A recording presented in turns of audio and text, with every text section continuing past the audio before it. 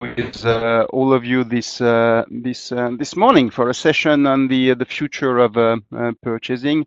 My name is Hervé Legenvre. I'm the director for the Value Creation Observatory at EIPM. So really, the idea today is to take you through, the logic of, planning for tomorrow by looking at some business trends. And we're really glad to have all of you here with us this morning.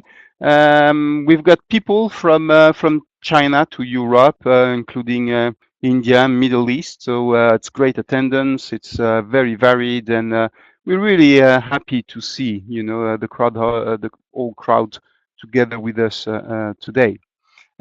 Just a few brief elements in terms of the webinar room. You will see on your screen potentially, there is a little cross somewhere on the right side. If you find some of the slides to be a bit tiny, then you always have the possibility of, putting them full screen. During the whole webinar, you've got the opportunity to go into the chat room. And Silmaha, who is here together with me today, will be gathering questions, and we'll have 1 or 2 sessions during the overall presentation where you will be able to get your question answers. The surveys we will be running at different time are meant to bring some interactivity and some exchange during this presentation. Maybe 1 or 2 words about the EIPM, specialist of education in the field of purchasing, supply management, with a global footprint, with 2 campuses, one in Geneva, one in Shanghai, but also some branches all over the world in 7 countries. We really focus on education through our executive MBA program, our training program, but also many academies we've been building for companies over the years. We train 4,000 people every year, and we've been doing this for more than 25 years. One also of the characteristic of EIPM is, the focus on research, and the session of today is one of the opportunity to to exchange on what we see as some of a leading development that will be impacting the future of purchasing. Takeaways, for today's session, really, the main idea is really, to challenge our blinders. We come to work every day, we've got a certain, practice, habits, processes, and from time to time, it's just so great just to reflect on what's changing around us. Keep an eye on, what used to be, the normal regime of yesterday, and what could be, the transformation that we should be looking at for the future. We will also, try to see how we can make a use of trends in our day-to-day work, but also in our planning work. Purchasing is a function that has, a very not very much used to have this outside-in perspective. We'll come back on it. And I think it's really easy to engage people in terms of thinking on the impact of trends on how we operate within the purchasing function.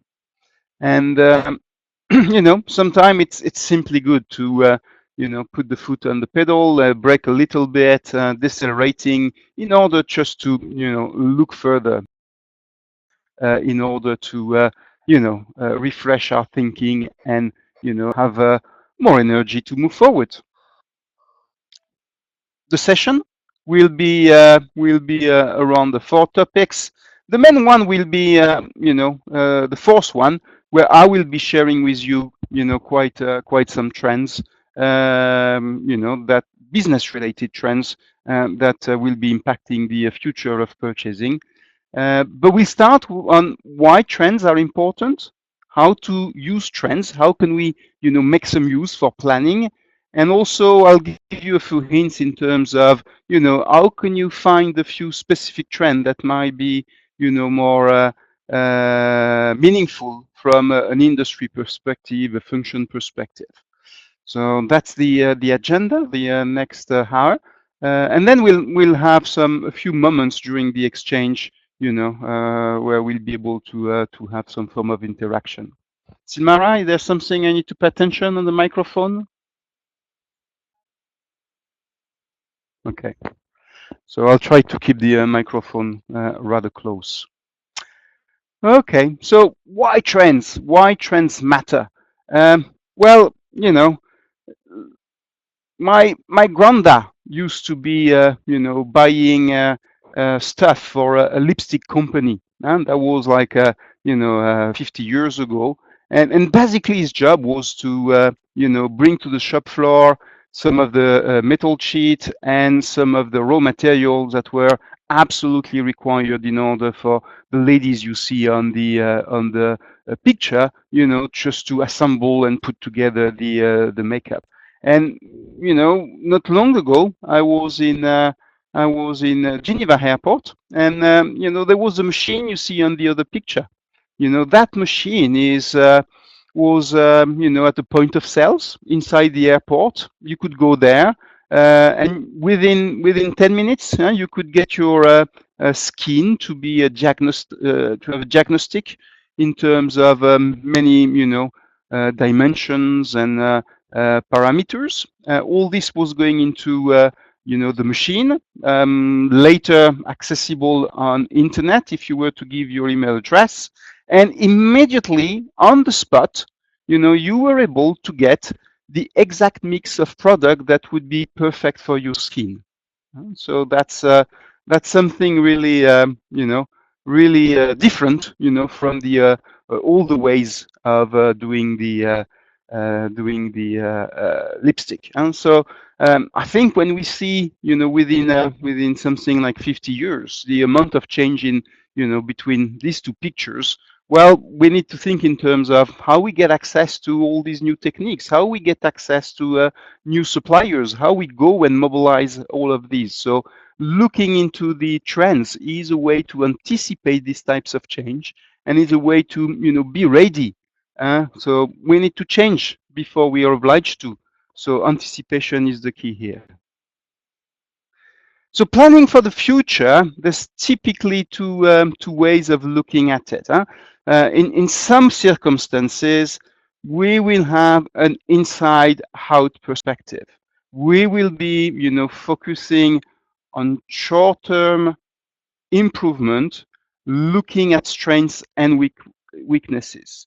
And we'll be asking the questions, looking at our processes, looking at achievement of last year. What can we do? What can we do to, do a bit better? What could we achieve? How could we try to predict what's possible to achieve next year? So that's, a way of doing planning that's very much focusing on, well, exactly that, focusing, sticking to the basics and making sure we can improve them step by step. Okay? The outside-in perspective is rather different. It is about looking into the future, taking a much more long-term perspective, looking at opportunities, looking at threats, things that are coming our way. The world is changing. We need to anticipate change. And this is really about favoring the adaptability of our organization. So, of course, it's not about being fully inside out or fully outside in. It is about finding the right balance, depending of, the current strategic focus of your organization, how much change there is in the environment. You constantly need to find the right balance between the two. If you're purely, focusing on improving what you already have when the whole world outside is changing, well, that might not be the best way forward. Okay, so just have that in mind. We need to find the right balance between inside out and outside in. Hey, why don't we do a little survey about that one, trying to understand a little bit, what the people who are with us today think of, the way you do your planning. Let me get to the survey.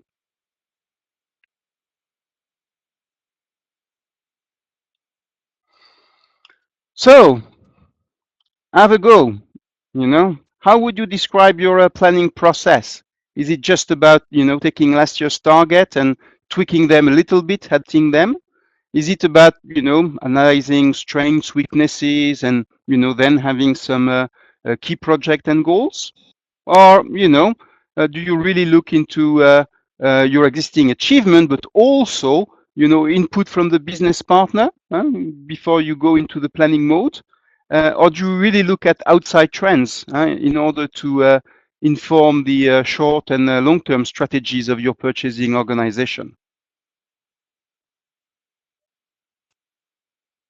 So you need to, click on send vote whenever you've made your choice. So this is progressing, still waiting for a few people just to provide their input. Well, I see it's progressing. Keep going.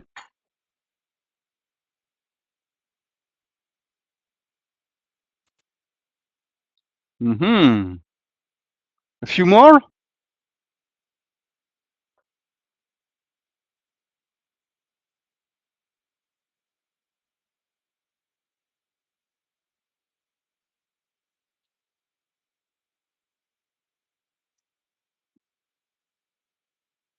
I think now we are seeing the numbers stabilizing. So what do we have? So we've got a majority of you who are saying that you analyze strengths and weaknesses, and you gather input from the business partner. I think that's really good. And 19% of you are saying that they're really looking at trends to inform the long-term strategies. Well, I guess we've got a certain bias. If you're here today, it's because you're interested in that. But I think that's great news.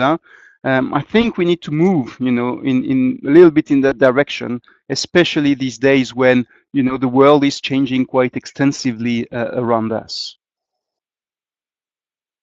So let's get back to the presentation.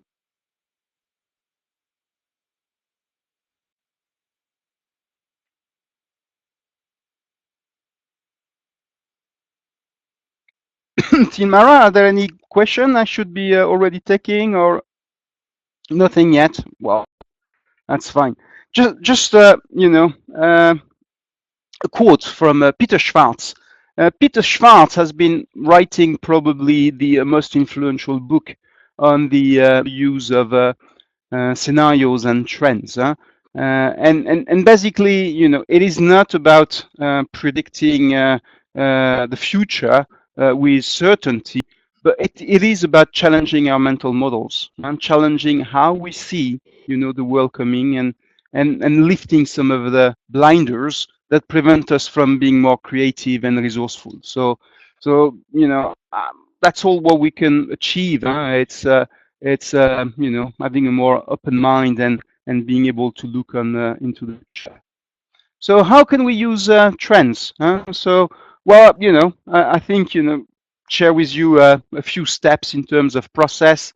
I think it's important to, spend a bit of time looking around, having some exchange, really asking on a broad base, what is changing, what's different, what might be different into the future. What do you see as driving, differences into the future?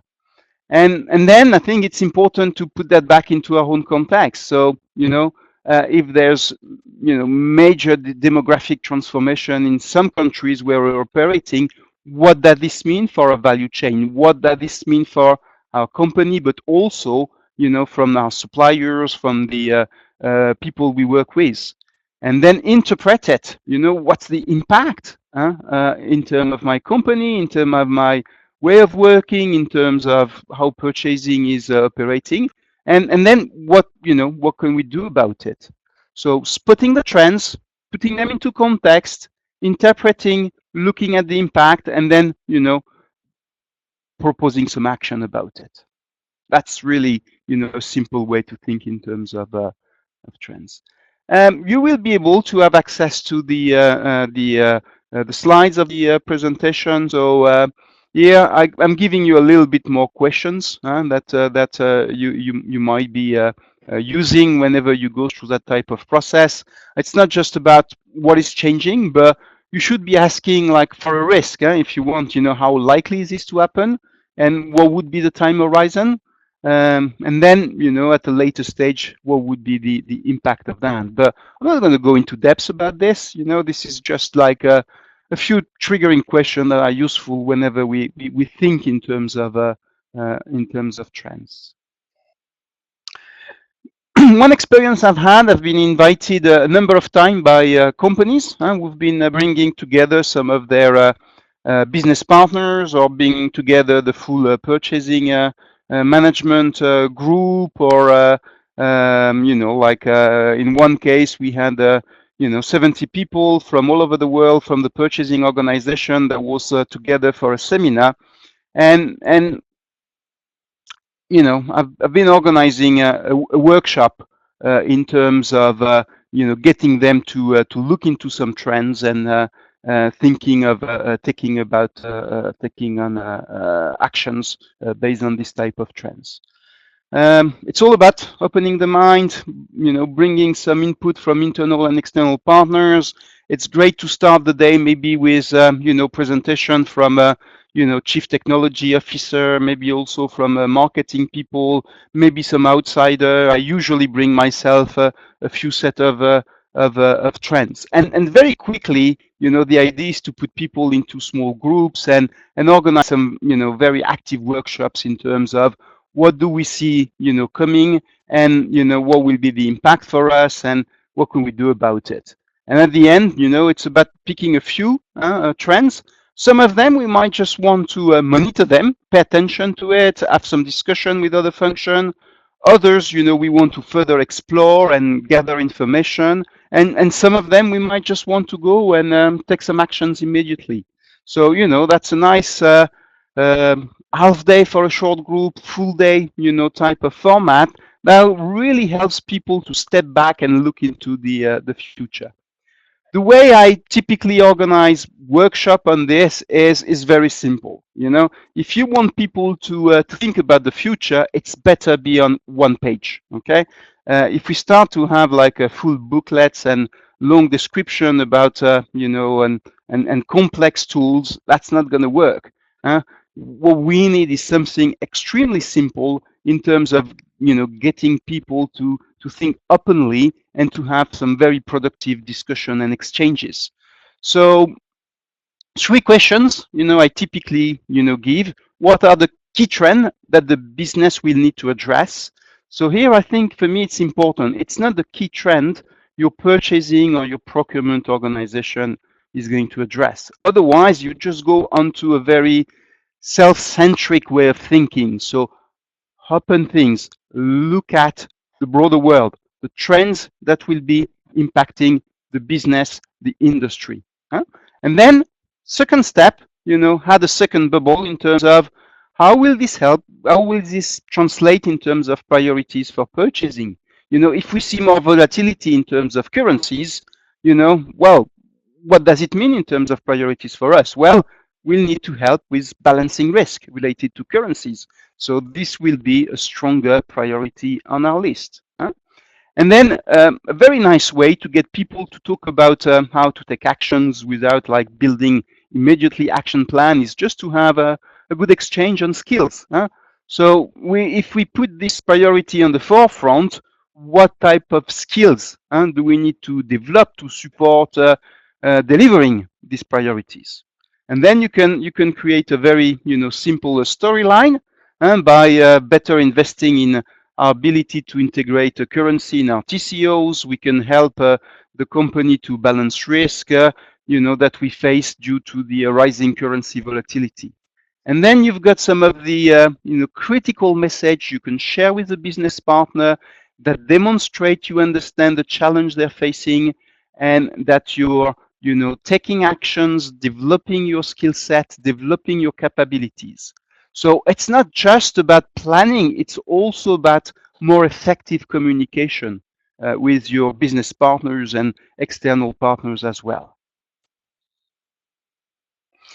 So when you got into the room, there was some slides you were already able to download. This is a PowerPoint version. So one of the things I would like to challenge you on is to take some time at the end of this session when we'll be talking about specific trends, and then you send to Silmara Codeville, who's with me, maybe one of your slide with a very simple 3 steps, and I will be sharing some of these. I'll give you a bit of time to work on that. It'd be nice, just to get your input and to to see some outcome out of this online session. So it's not purely a broadcasting mode. Huh? So when we go through the presentation, maybe you pick some of the trends that you think are important, or this will trigger some more industry-specific trends for you. And then try to put together these bubbles. We learn by practicing. We learn by doing things. So have a go at it. Send it to us, and it'll be fun to have a look at a few of that. You will see on the slides on the left side, right side, you've got some bubbles I've prepared. Keep it simple. Don't go more complex than the 2 structures I'm proposing you.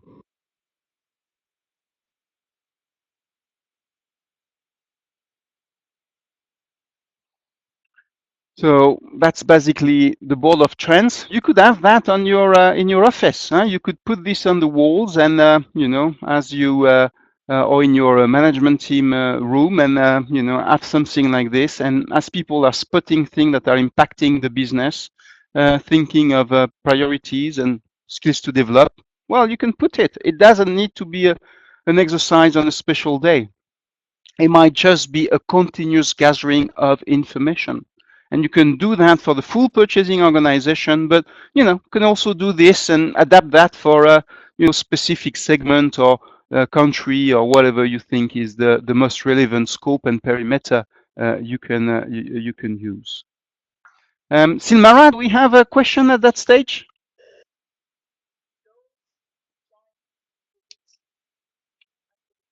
Yes. Okay. So yeah. So if you've not been able to get the few PowerPoint slides at the start, what we can do is you put in your chat your email address, and Silmara will send you the few slides immediately within the next few minutes. So you get them, and you already have access to it during the presentation. Thanks a lot. So how to find trends? That's an important question. Let me share with you a little bit of my take on an important decisions that you have to look at. If you're really looking at all the trends that are going to impact society everywhere in the world, you're looking at mega trends, and it might be a bit challenging, to relate them to your day-to-day activities. At the same time, if on the bottom left, you're purely looking at current issues, what your business partner is telling you every day, well, then you're really not looking far ahead in terms of horizon. So my suggestions would be to focus on business-related trends. What is changing for your company? What is changing in your industry? What is changing in the immediate surroundings in the next 5 to 10 years within your company and your industry? Of course, it's interesting also to look at some of the procurement trends. There's lots of documentation available about that. But really, my recommendation is not just to be looking at our pure procurement perspective, but really looking at the business one. And so we can support the business by understanding what's driving change on their side, and adapting to the priorities they have by adapting our own purchasing priorities. Where can you find trends? You've got a lot of think tank and consultants who are providing trends. So classic ones, Ernst & Young is publishing on a regular basis mega trends. The Fast Future, the Institute for Global Future, is also producing a series of reports on a regular basis. Frost and Sullivan, which is an information broker, a company who's putting together some intelligence report. They've usually do some good set of trend presentation.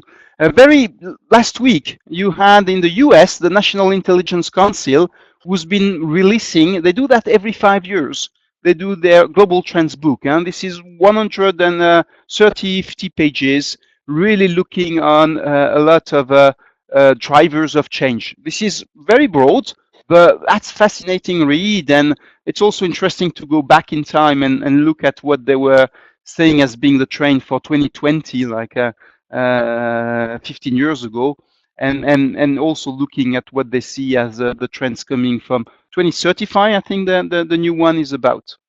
Other ones, Ipsos Mori, Citra, which is a Nordic organization that does a terrific job in terms of also putting together some report, and as well the Center for Future Studies.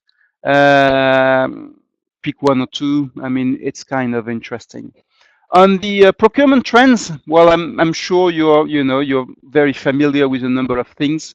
You've got the Deloitte study that just been out a few days ago, but Accenture and other consulting are doing these types of studies. We're putting together some stuff in some occasion, and recently there was a nice report from the Fraunhofer Institute, talking about the impact of Industry 4.0, which is interesting because we did as well our IoT impact on purchasing. So, I'm not, telling you should look at this and that, but there's quite a lot of stuff available. But I have a very simple trick that can really help you to get access to what you want, is just to go into your favorite search engine, and then, what you do is you just type the word trends, and then you had maybe your industry, energy sector, or telecom. So trends telecom, trends energy, trends or a function supply chain, and then you type file type .pdf.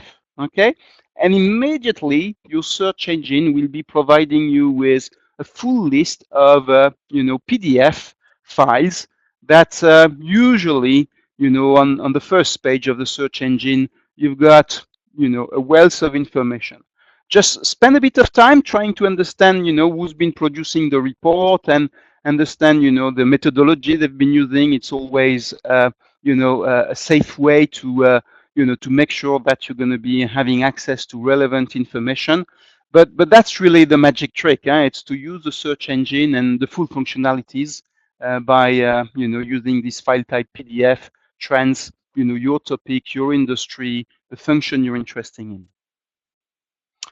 Okay, so well, I think we've been going through quite some introductory messages. So maybe we get into the topic and we look at some of the trends. Oh, there's a question.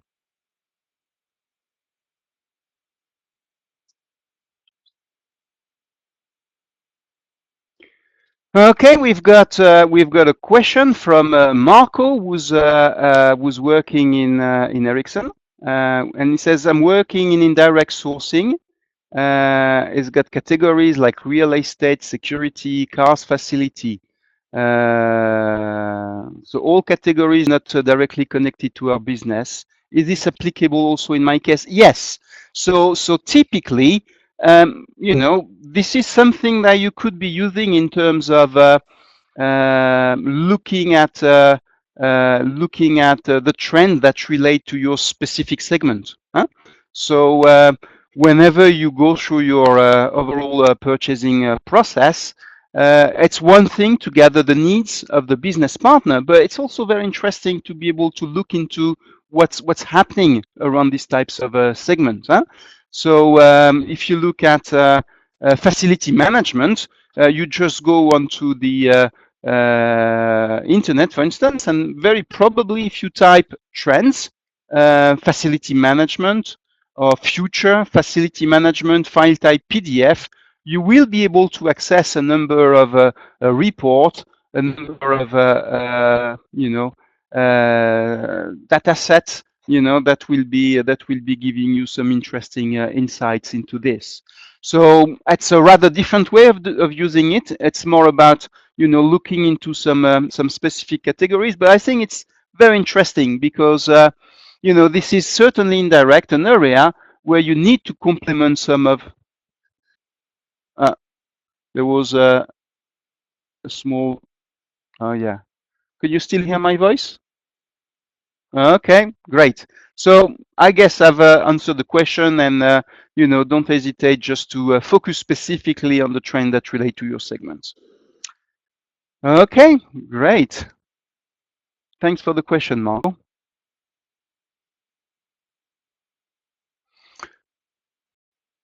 So let's go into some of the trends that will have some impacts on the future of purchasing.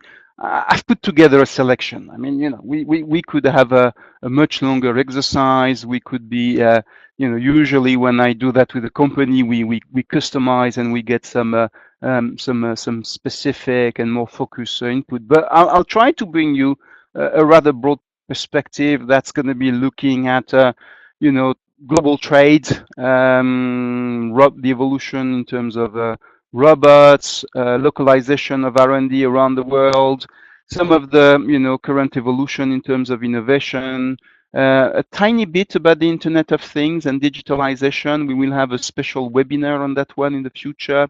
How sustainability is evolving, and being ready to welcome millenniums on the workplace, and some challenge of business partnering as well. We'll look at all this in terms of impact, in terms of purchasing. So the first one is simply about global trade, and these days, I guess everybody's got somehow that picture in mind.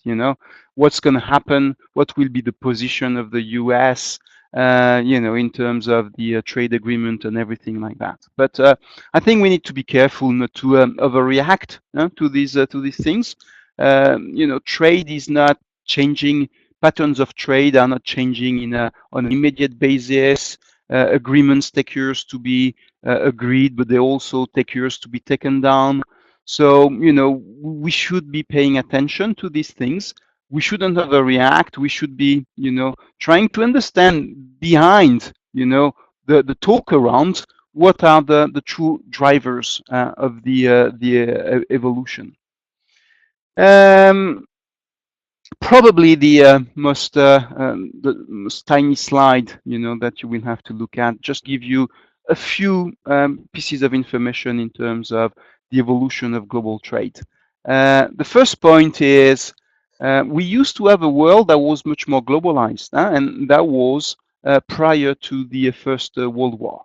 At that time, there was a very broad possibilities in terms of exchange, even though the infrastructure wasn't at the level of what we have today for transportation and exchange of information. There was a very significant amount of trade between, Europe and the US and some other parts of the world. And what happened is, after the World War II, then stage by stage, global trade is starting to, further develop. And, we talk a lot about trade deals, but basically what really enabled that was a tiny little thing that's called a container. The container has had the same amount of impact in terms of trade as all the trade that have been putting down tariffs and looking at simplifying trade all over the world. So it is about the infrastructure, it is about the harbors, it is about transportation means, it is about the computer science that got involved at some point and put all this web of information exchange together that had this fundamental impact on the trade. So political aspects are important. They can block it, they can enable it, but what took place is really that technology made it possible to be more effective in terms of making trade happen. And what we've seen recently is you know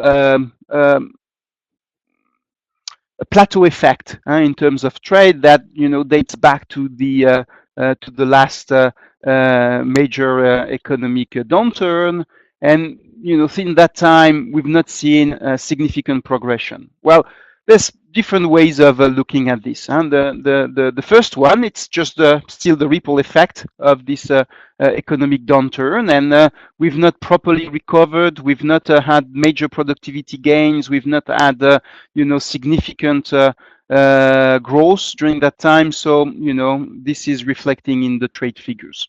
Another one is, which is important, is the price of raw materials. And there's been a period where raw materials price have gone down, and therefore this is impacting in terms of the overall percentage of trade that you have in the GDP of a country, for instance. So this is having an effect on the data, but in volumes, I mean, this is not exactly the same effect. That's another dimension that we could consider here. But clearly, what you see in terms of at the bottom is trade agreements have stopped, especially the international trade agreements. Now we are getting more back into some multilateral ones, and we've clearly seen some companies getting a bit more ready to a more regionalized type of world. So I think these are some of the points that we've got to have in mind, not just go into overreaction mode. All of this will be taking step-by-step influences. The biggest impact could be to have another major economic downturn coming into the forthcoming years, I would say.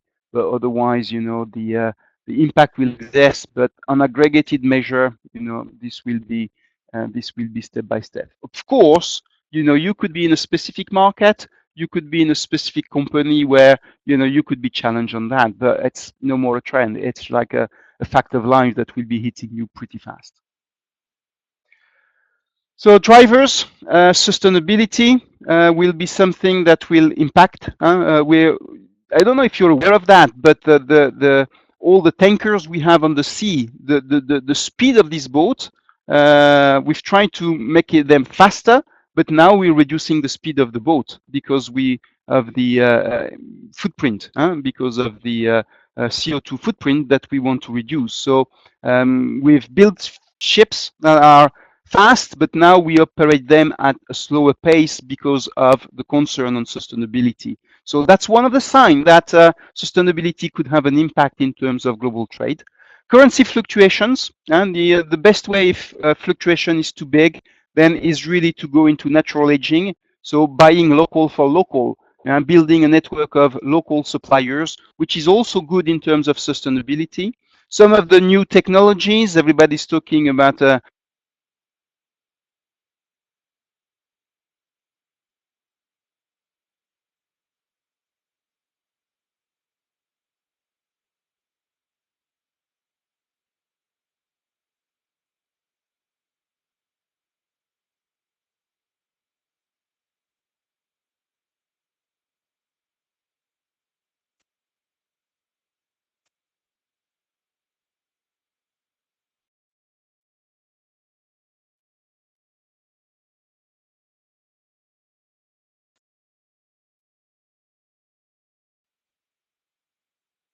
can you hear me?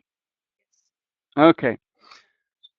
Okay, I will just just finish on this one. The International Division of Labor. What we've seen over the past 50 years is value chain have been sliced and diced to a certain level, but we're reaching the end of something here, and there's so many you can do in terms of breaking down the labor, the work for a certain product or service across different layers. At some point, breaking it further down is just bringing more risk, more lack of transparency, and therefore, most of the studies who are looking at the global value chain are telling us that we've reached a certain limit in terms of that.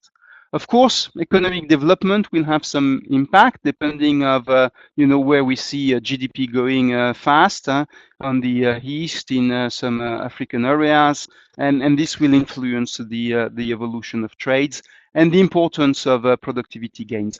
Transportation infrastructure, they go through cycles. So you get into China. A few years ago there was some of the harbor, they look like fantastic state-of-the-art facilities that could deliver outstanding services, but this is creating a massive inflows of companies interested to benefit from that, and 2-3 years after, you find the whole harbor being clogged because there's just too much needs and not enough capacity at that stage. So, and this is creating like some of the non-critical items to be stuck somewhere, and in the end impacting some of the value chain. So the evolution of transportation infrastructure will also be having an impact on this evolution of trade. So these are some factors you can be looking at. Some of the questions?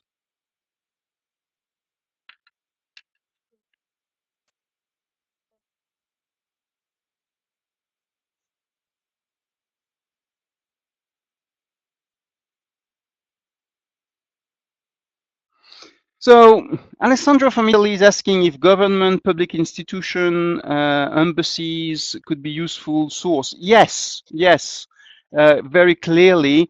I think what's important here is to, some countries, they've got, for instance, some mission in different countries where their role is to grab some data to help export in these countries by the companies operating on their side.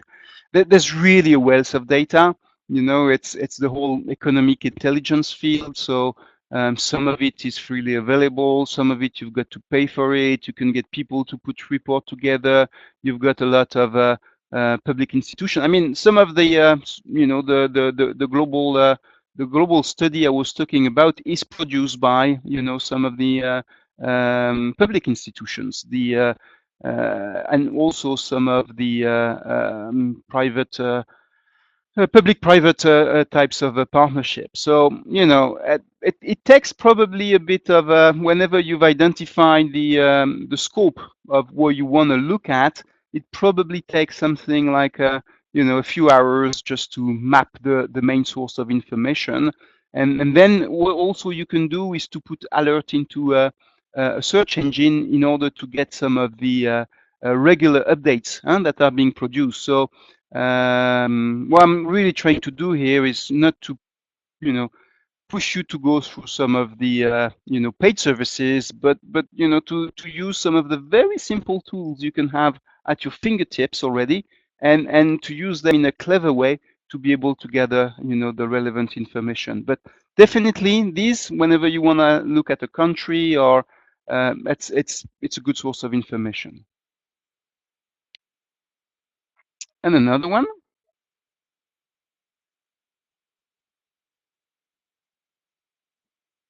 So we've got someone from India. So ask, a question about best cost country. Well,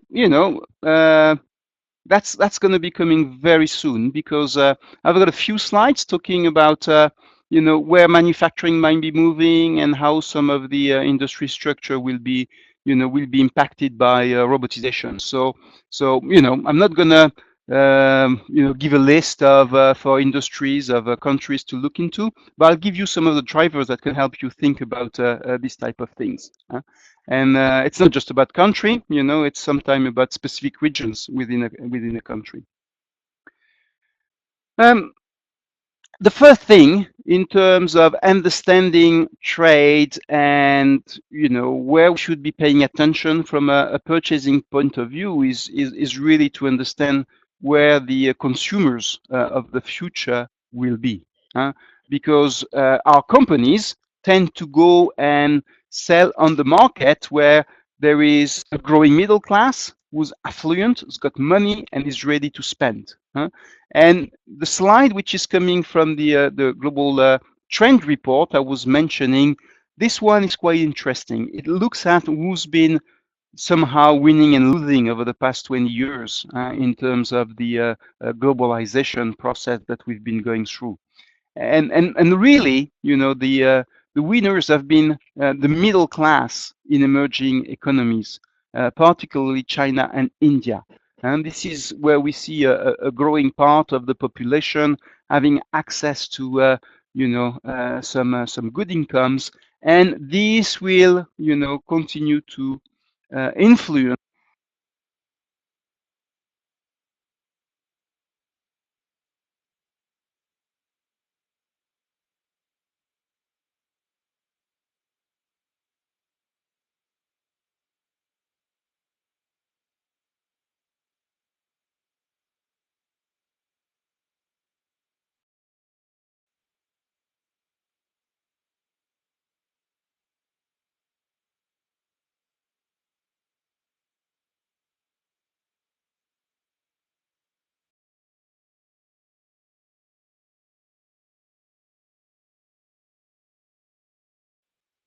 Hello, hello. Oh, great. I'm getting to active with my hands, so I'm probably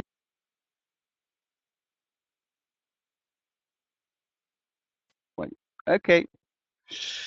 So, another element on this chart is that people in citizens of rich countries, they've been facing some stagnating income. So, they're more. They've got different ways of spending their money. Huh? This is there's been a lot of talk about the U.S. election of who's been voting for the for Donald Trump, and I think this is connected to this. Huh? Some people have felt that. They had some decent income in the past, and they don't have the enough living. And at the same time, the very rich, they've been increasing their wealth, huh? And that's where you see also some amazing patterns that are changing some industry. If you look at the luxury business, for instance, huh? In the past, people that were among the very rich, when they wanted to buy a luxury watch, they would take 3 months to choose it, and then they go and buy the one that's important for them. Nowadays, you see them in Switzerland. They go in the shop and they want it now. They just take it on the spot. They spend the money on the spot. And this is totally transforming the supply chain in the luxury industry, for instance. So that one trend is, having a major impact on that industry, for instance. There's more rich people, but they behave differently. And what they do is they're forcing the industry to become lean, adaptive, when they used to have a wealth of time and a focus on customer relation on the long term. So that's a very simple example how evolution highlighted on this chart uh, impact things. And of course also, we should have in mind that if a lot of people from very poor countries, have seen their standard of life improving, there's still a very large mass of people in that state these days. And, we'll have to see what happens in the future in terms of development in many countries. Something that you really need to pay attention if you want to think in terms of where manufacturing is going to go is the working population. How many people you have. It's the basics of economic. If you have a lot of people on the market who are ready to go and work for companies, take some assembly jobs, take some manufacturing jobs, take some service job, well, then, the price of labor is going to be rather inexpensive. Okay, so what's interesting today is we've got many countries who are going through some demographic transition. So if you look, for instance, at China, we've passed what we call the Lewis point. So the number available for labor is going down. There's less and less people available in China to go and take a manufacturing job, for instance. And this is having impact on supply chain. This is having impact in terms of factories not being open some time of the week, and this period of the Chinese New Year is typically one where it's difficult to find labor in order to ensure continuity and things like that. So other countries like European countries, and they're also going through this challenge of having a decreasing working population. At the same time, the United States is a country, this is on the graph, it's not extra visible, but it's still going up. So they get the best of both worlds. They've got the capital, they've got the technology, and they also have a demography that's going up. Why? Well, simply because there's people migrating from other country, and they've been welcoming over the past years, and these people are available and to take some of the jobs, and this is having an impact in terms of the overall price of the product and service structure. Interesting to look at is other countries, like we used to talk about the BRIC a lot. I mean, this is still a valid one. If you look at Brazil, Russia, India, and well, China. Well, I would take China out of this one here, because we've got a specific line for it. But we've got countries where there is actually a growing population available. It's even more true for countries like Indonesia, like Malaysia, like Vietnam, where you've got a lot of people available to pick some of the work. And we're seeing some shift. We're seeing some best cost countries in these areas. And it's not just a matter of country. It's very often it is a matter of regions and specific areas. Another important element here, we've been looking at labor, and the impact on trade. And the more we've got people available to go and take some jobs in a country, this will become the next best cost countries for labor intensive type of activities.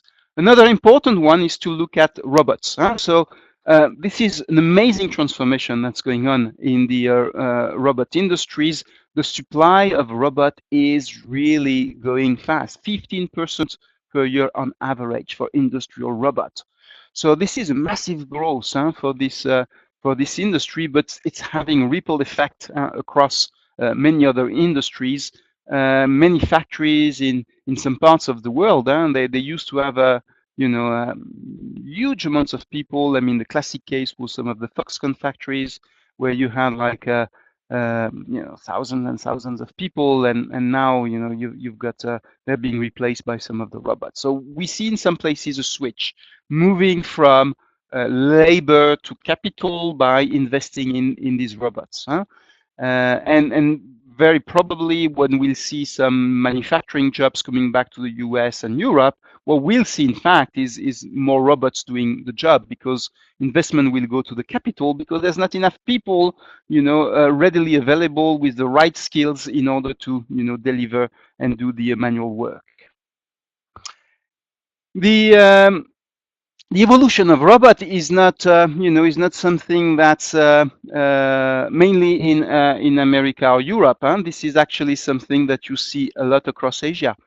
Asia has been specializing, in manufacturing, in hardware, and what we see now is, they're trying to, take the transformation and be able to bring more robots within their facilities, factories, in order to cope with the transformation and the lack of people available to go in manufacturing activities. However, we should be careful.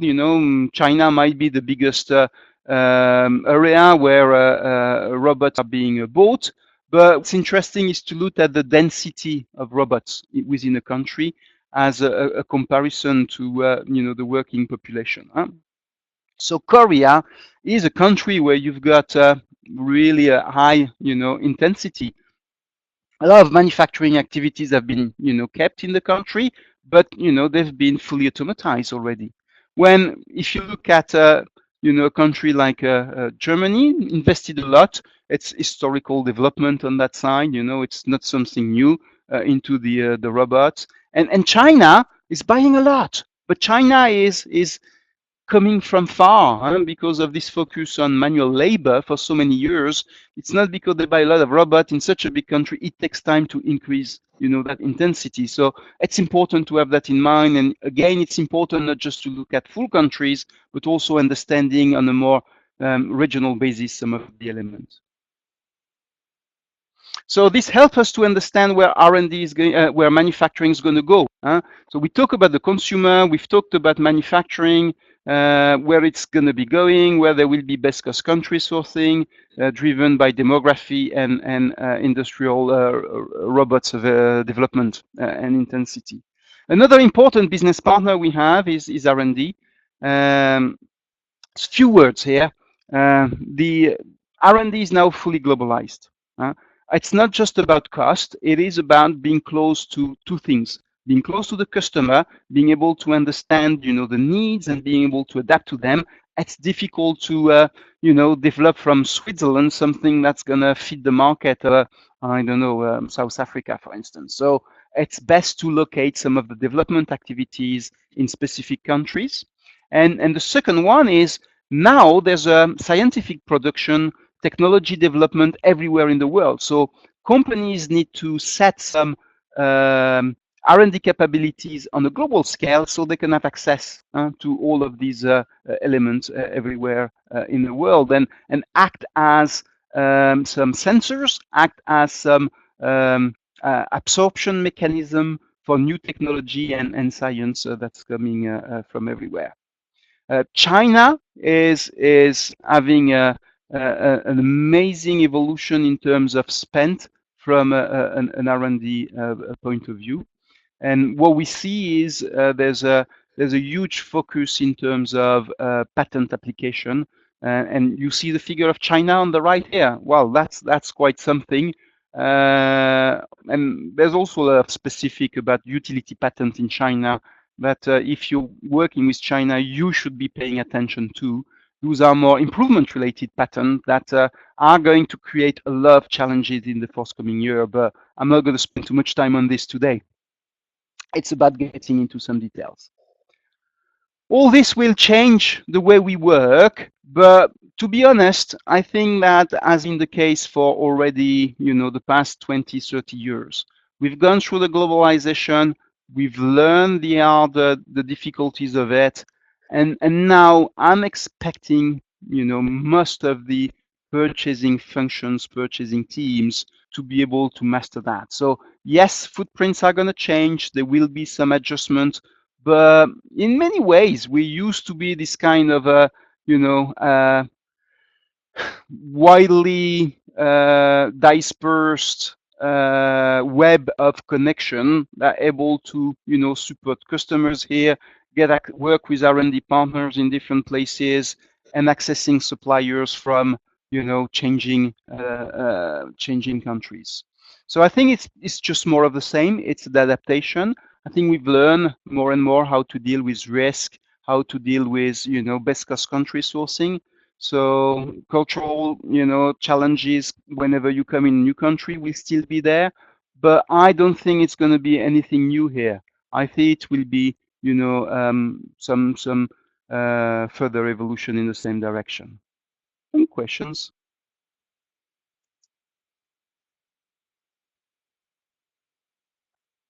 So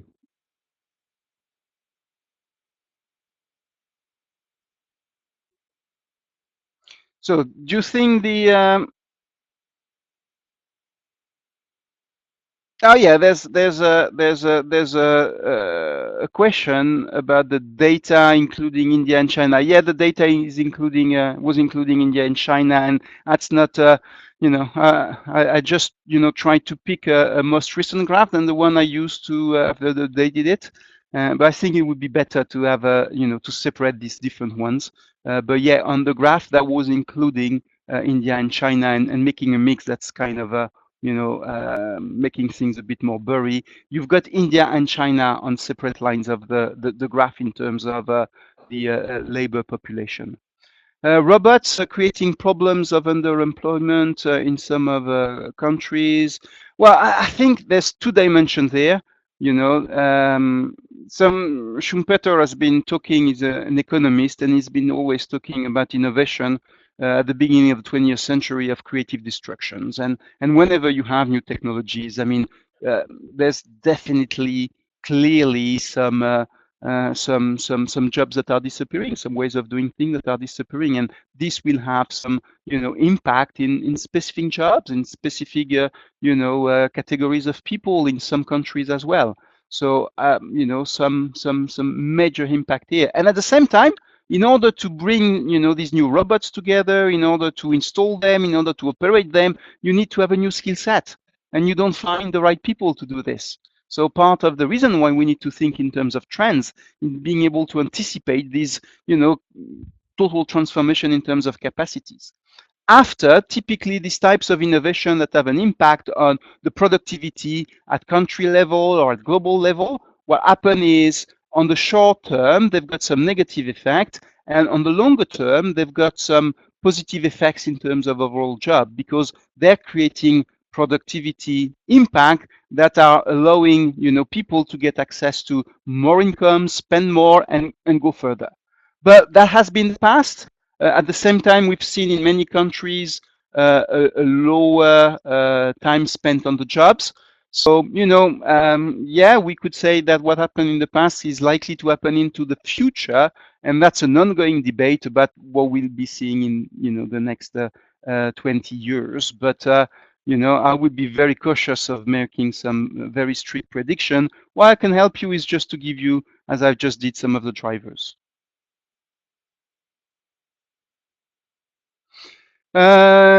Narendra, yes. According to my opinion, free trade and free flow from overpopulated countries to other countries is a way forward. I don't know what you mean by overpopulated countries, but for me, what I've been trying to say is, industrial activities will be and have been always moving to places where you've got a lot of people available to go into, some of the basic manufacturing jobs, some of the basic service jobs. So where you've got labor population. Thinking full population is not giving you the right picture, because the curves are not exactly the same ones. So the population of a country might continue to grow while the availability of people for the job market is going down. So that's probably the right way of looking at it, thinking in terms of labor.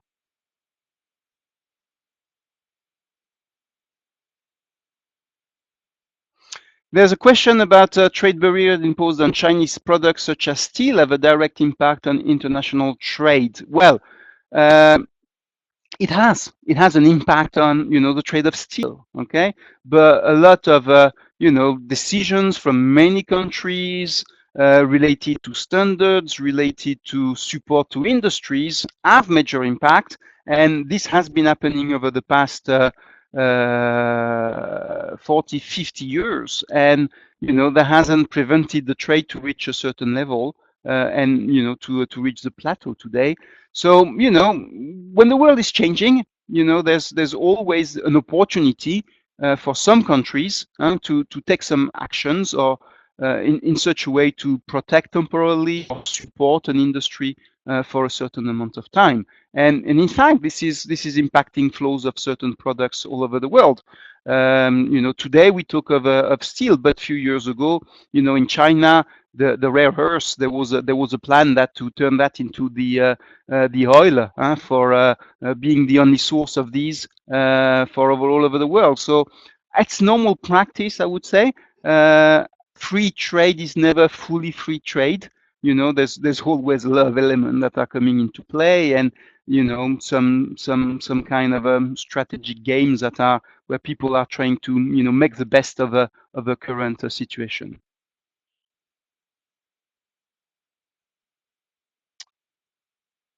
Okay, maybe I'll have a glass of water before moving into some different topics. I'd like to take you on something a bit different in terms of innovation. So we talked about the flow of goods, the flow of services, localization of activities, and really my take is it's going to be a bit more of the same in different parts, in different areas of the world. This could impact you in your specific segment you look at and things like that. But there's nothing that will be a major transformation. except that we could have an economic downturn, and that will force us to again go onto the savings pedal like crazy boys and crazy girls, and changing from creating value to back to a very much a cost focused aspect. Innovation. I think we I have a very big concern about the way we present innovation these days. Typically we talk about the old versus the new ones. So this is about the GAFA, Google, the Apple, the Facebook, the Amazon, and they're moving into all industries. They're becoming they're invading every single industry and every single market all across. So we picture that as the whole versus the new. The other one is the small versus the big. If you go on CB Insight, you've got a lot of this industry picture. They take a car or take a bank, and they say, well, if you look at everything that the bank does or everything that there is in a car, well, there's actually a startup which is doing it better. So if you take all these little elements together, this is actually doing better than the car or the bank. Okay, and here we've got this picture of the small versus the big one. So again, an opposition of things, and sometimes it's about east and west. It's about software and hardware. We've got this tendency to show forces going against each other, and I think from our job point of view, we shouldn't be think like that. If you are in a very traditional industry, like the steel industry, well, it will be much more about building new collaboration and new ways of working with some of the companies coming from the digital world. It's not going to be a direct competition on a day-to-day basis. So there is much more value in looking at potential for working closely with companies who have totally different technology sets, totally different practices, but then getting the best of both worlds and creating something of new of value for the future. So, stop to the major opposition, this versus that, but welcoming a bit more of an opening mindset about where can we be building some collaborations? Where can we be finding new partners? Where can we be looking at startups that could be working with us in order to bring value for the.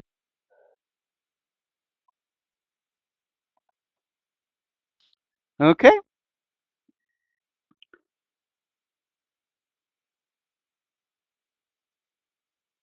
Important point, something that we've put together already some time ago, was the Observatory of Value Creation. It's available on the EIPM website.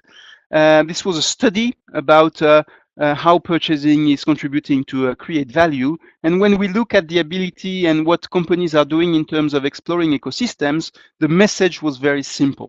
Okay. Today, we're focusing on existing suppliers. If we want some innovation, we go to the current supplier base.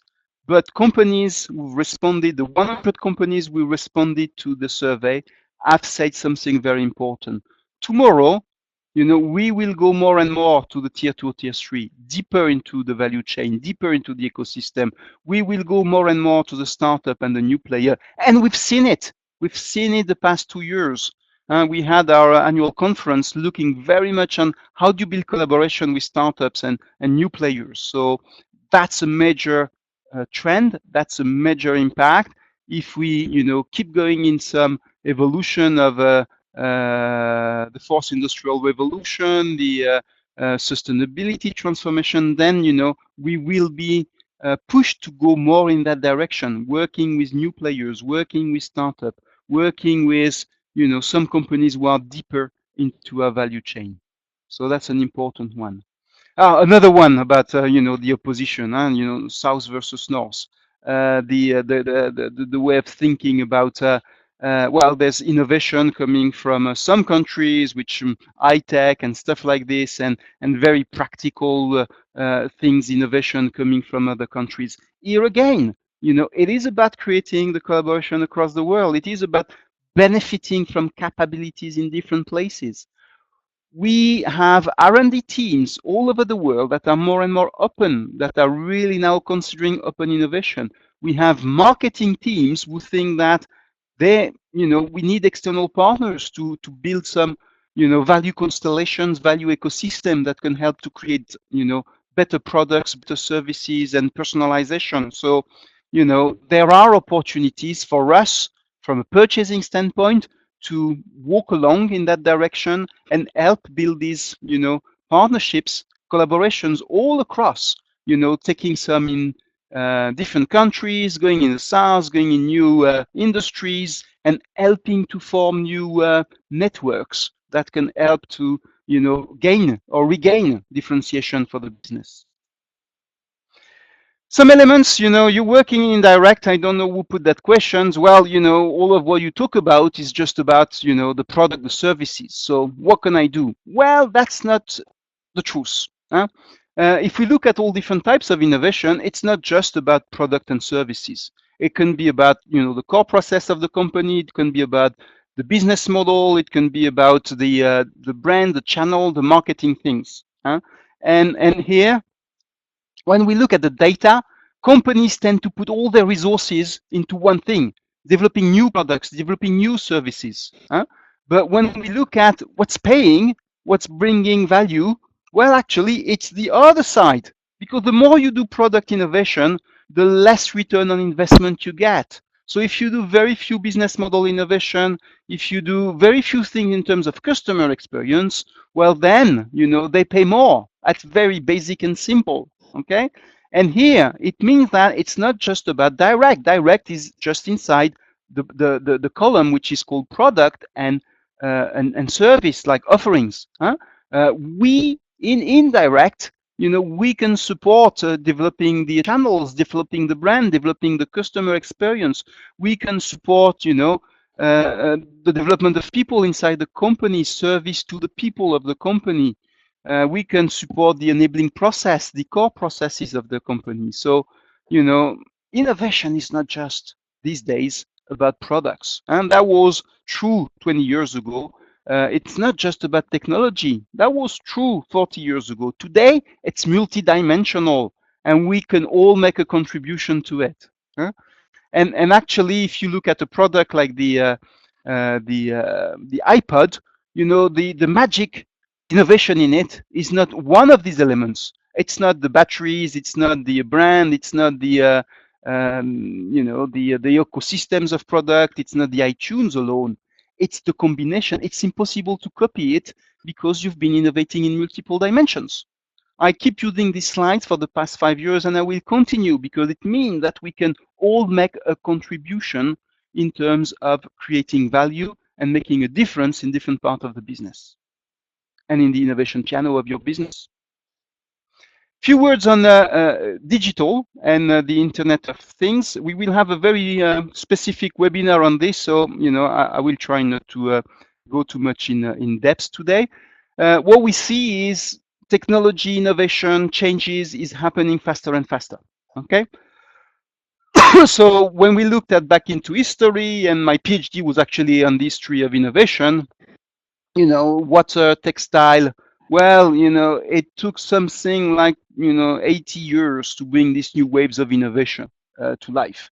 But after, when we had petrochemical, electronics, aviations, you know, this is something that took place over, you know, 30, 40 years. And today, the new wave is going faster.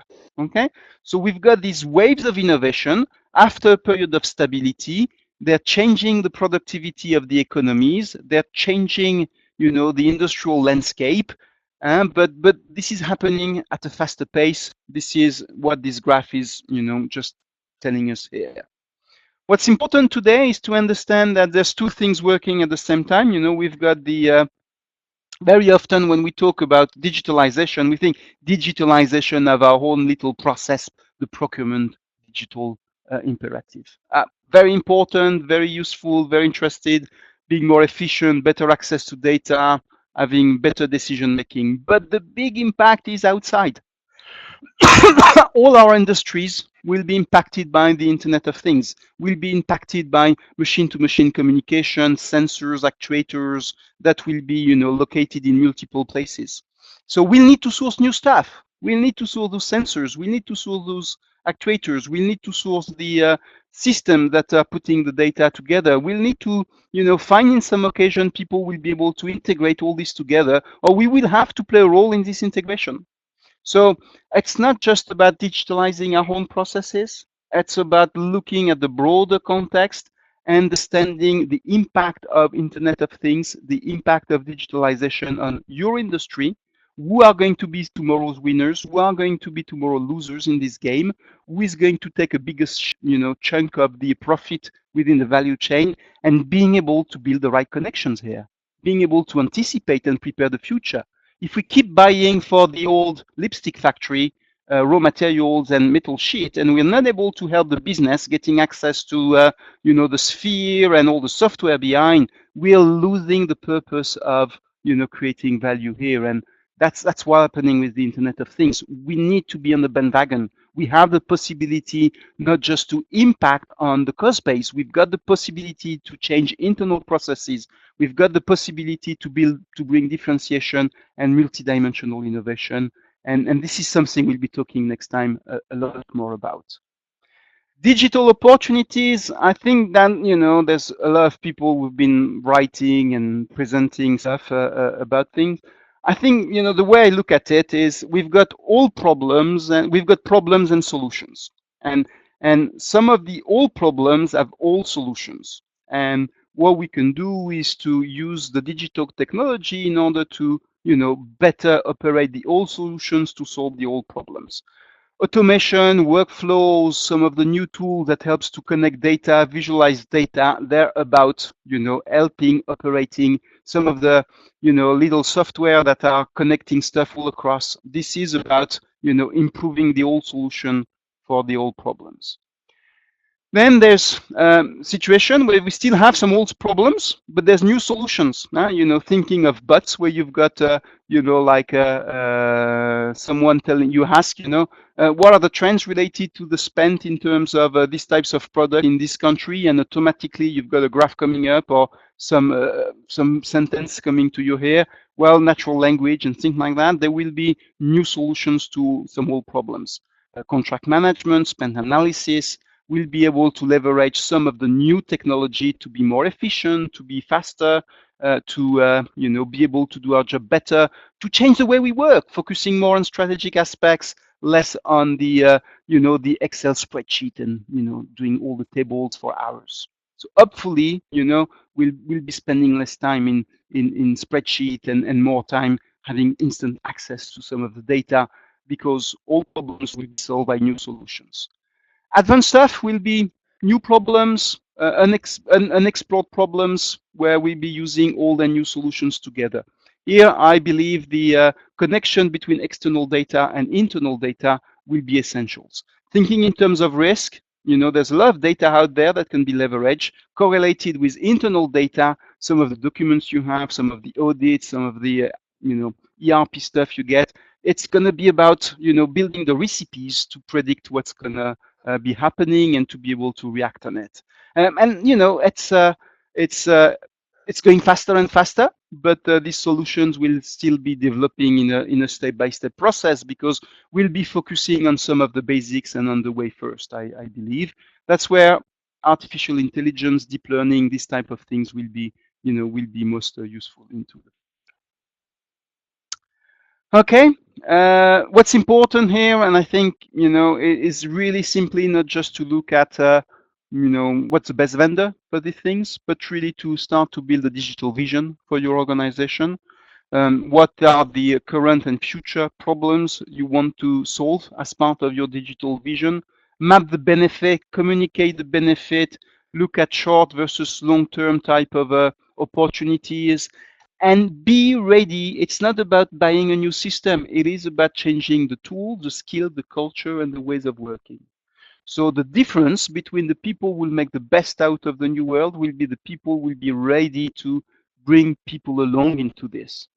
It's not just about having the tool at hand. It is about the transformation of our jobs, bringing people along, adding an input into bringing this to life. Few words about sustainability. I think we are at a tipping point. If we look back into the 80s, sustainability was very much about philanthropy. I'm a company, I want to look good to people. So, I'm giving money for concerts, and I'm giving money for poor people and things like that. Then we had the 90s where it was very much about the risk.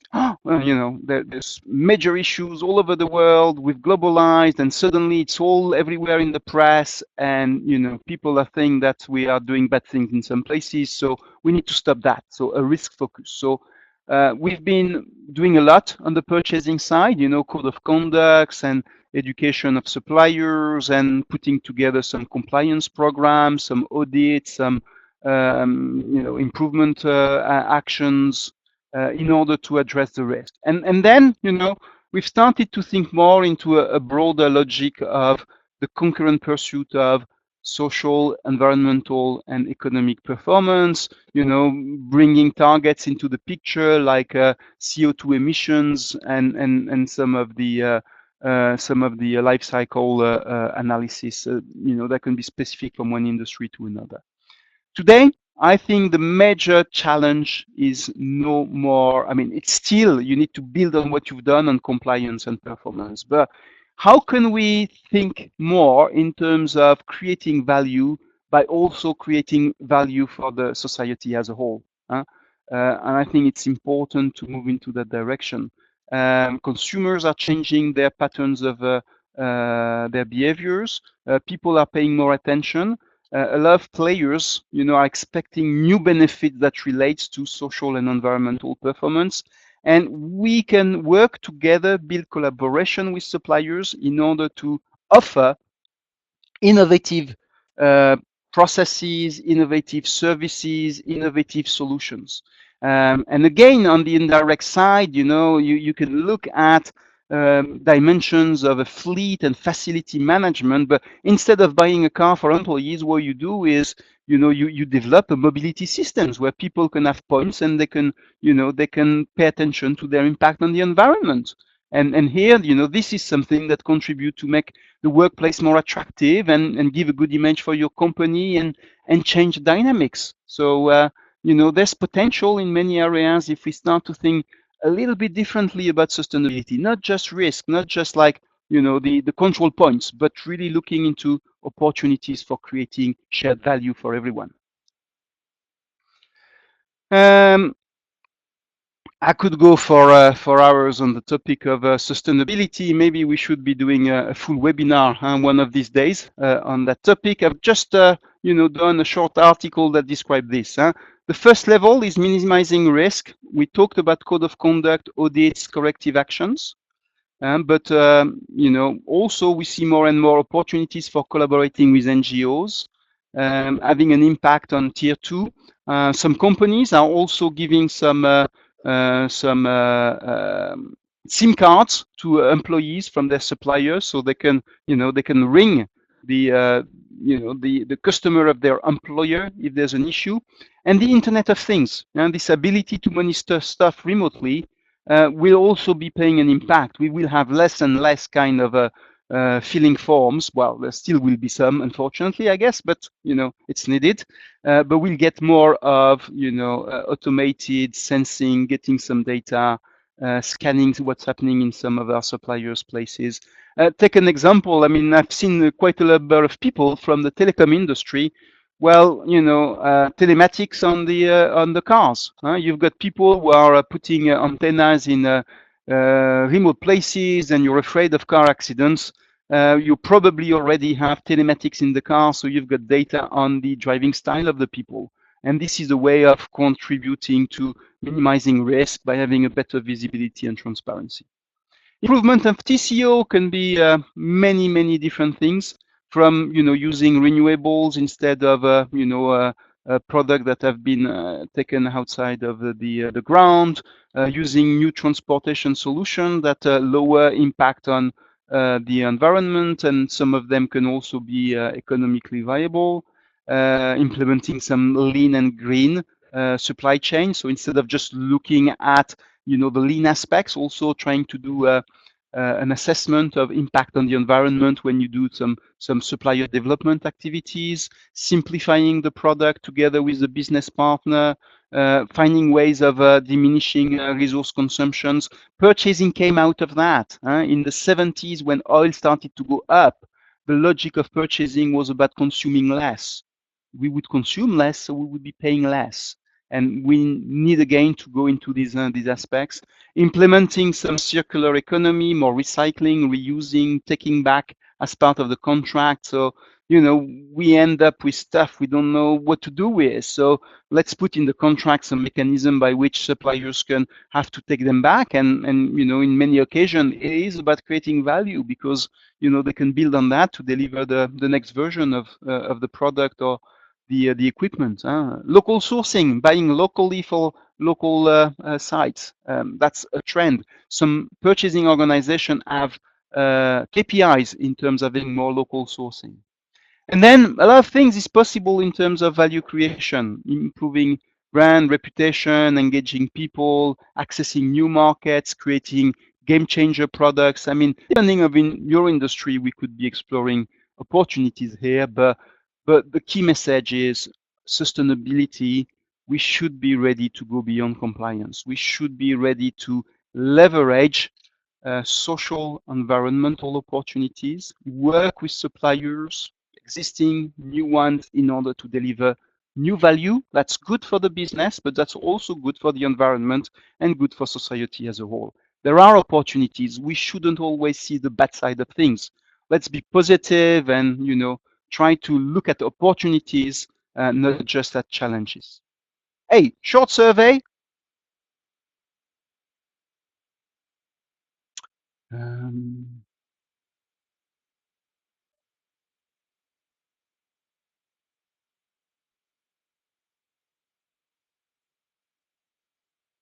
okay, so you can here select more than one. What do you think will be the biggest drivers of change that will impact the future of your purchasing organization? Innovation, global footprint, digitalization, Internet of Things, sustainability. It's going up. Okay,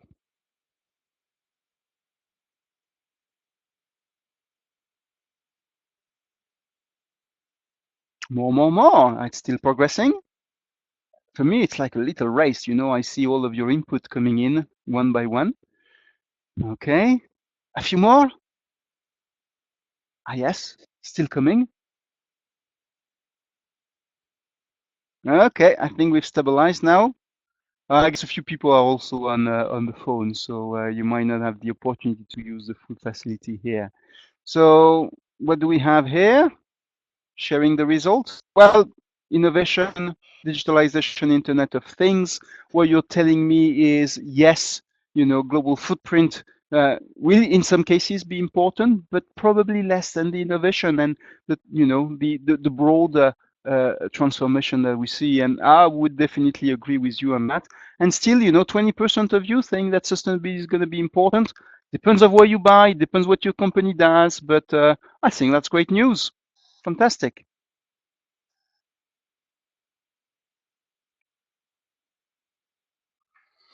Okay, few words to finish, probably on the the people side. I think we're facing major challenges here because people change jobs much more. You know, there's been a number of studies saying that 50% of people stay for less than 2 years in a job. When you know, in 1990 it was 16%. So a lot of the time we spend is just making, if you've got like, you know, 20 business partner you need to pay attention to, well, that means that every year there's probably a few of them that are changing jobs and you need to rebuild connections. So that's really important to take into account, this kind of change. People changing companies, and the fact that before, you know, there's the complexity of the economic landscape was such that you were able to have a process rather isolated and you could focus on your work. And now, so many things. We are a team generation. We are the we generation. 80% of the job is now team-based. We need views of people at the same time, when it was only 20% in the 80s. So that's a major transformation. We need to be able to play a positive and active role in these team development activities because it has changed. And you know, on a day-to-day basis, we don't see it, but we need to be geared to this new world. Another important aspect is we're seeing a new group of people coming to the to work, and in some cases, you know, it's very often regarded as being a bit a negative, but you know, 63% of millennials aged 18 to 29 are employed. So they've got work experience. They've you know, they do jobs and they want to go into the workforce. And they want to start their own business. They want to be entrepreneurs. So, you know, we need to make sure we can leverage that. Um, and the challenge is to make sure we can make our company attractive to them. You know, not demotivate them too quickly. So that's an important thing. Don't see them as people who don't want to work. They're people who are willing, you know, to be part of the workforce, to contribute to the thing, but make sure you create an environment that's going to be positive and conducive to positive development for them. They want constant feedback from their manager, not just a meeting on an occasional basis. They want mentors. They want people who give them some advice in a positive and constructive way. So that's a few important things that we can all have in mind when we've got new people coming in and working with us. And that's great to help other people, you know, join the job and discover things. This is something I did some time ago. It's kind of a nice stuff you can replicate. You put together some teams of business partner, for instance, and you ask them, you know, list the 5 traits of, you know, the buyer of the future. What would you expect people to be good at in the future?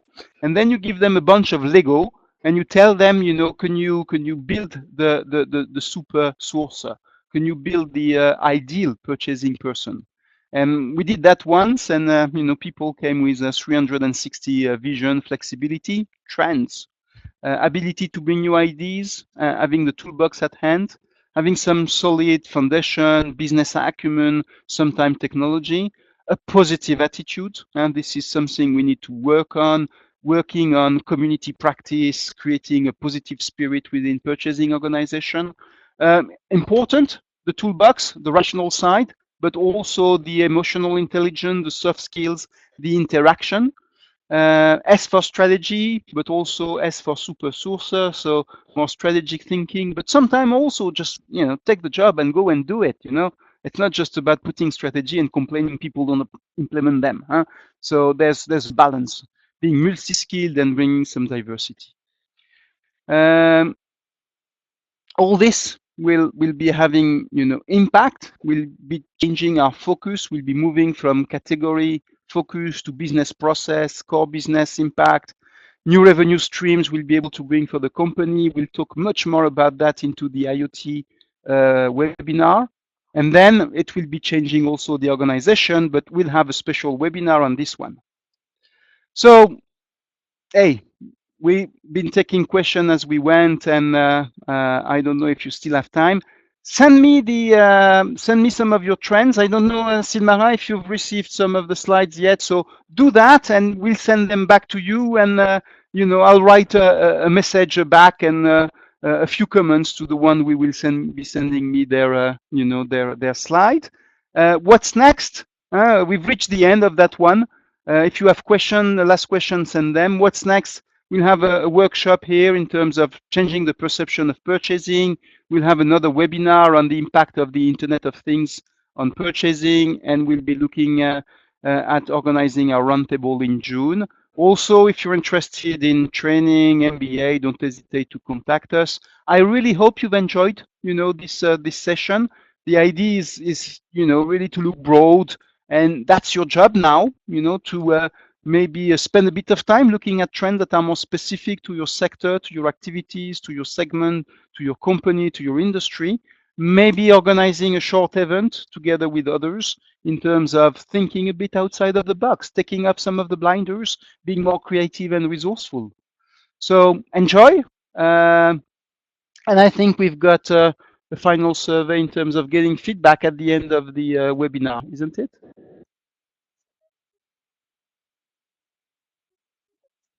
Okay, so I guess when you'll be leaving, there will be a screen popping up asking you for some feedback.